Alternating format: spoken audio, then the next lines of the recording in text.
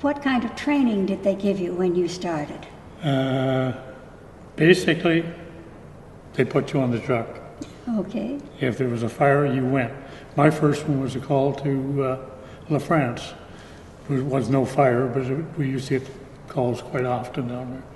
And I remember going on the aerial, standing on the side, holding on. That was my first trip. That was your first trip? Yeah. And what did they do for training when you... Well, they put us through a pretty good shot. One of the things was the old 60-foot aerial. We had to climb that thing up onto the top of the old tower on the Perry Street station. Right. And they put one guy in front of you and one guy behind you. Up you went. And if you could do that, that was a big part of it. And then after that, it was every time we were on shift, it was training. Right. Full shot, like pump practice, driving practice, climbing, whatever they thought of. Did you find it difficult to change to some of the new equipment? No, not really, because it was training, basically. Yeah. You had to learn the truck. See, when we went in on shift, you didn't always drive truck. You didn't. They moved you around. Okay. So when you went in, you never knew what you were going to be doing. Okay. You might be climbing with the aerial truck. You might be driving. You might be on the tailboard, which they don't do that anymore. But so you never knew. So you had to be able to do it pretty well, all of it. Yeah. Right. And I understand you also took turns on the phone. Oh yeah, the watch receiving calls. office. Yeah.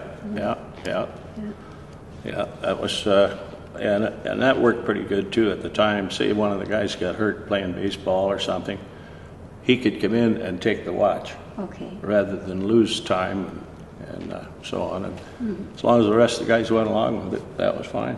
Okay, great. So I don't know how they do it now, but that's what we did then. That's what you did then.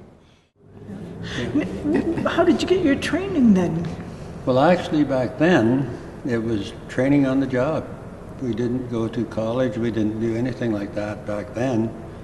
You just come in and they fitted you out with some gear, and you just learned on the job, you know. So it was not like it is today, you know, where you have to go to college and all that sort of stuff. But it was just day to day. You learned something every day, you know, and if you were smart, you remembered it. Yeah. But no, there wasn't much training back then. On the job. So it was kind of exciting because you never really knew what was going to happen, and when you got to a fire, you didn't know what you were going to do. No. So you just followed directions and went from there. So there's a lot of downtime. When I noticed that sometimes it would go along. There might be a grass fire here or there, but there'd be a lot of downtime at the station. How did you spend some of that time? A lot of that time is spent in upkeep of the equipment and training. Do a lot of training in classroom, and if it's summertime, you train outside.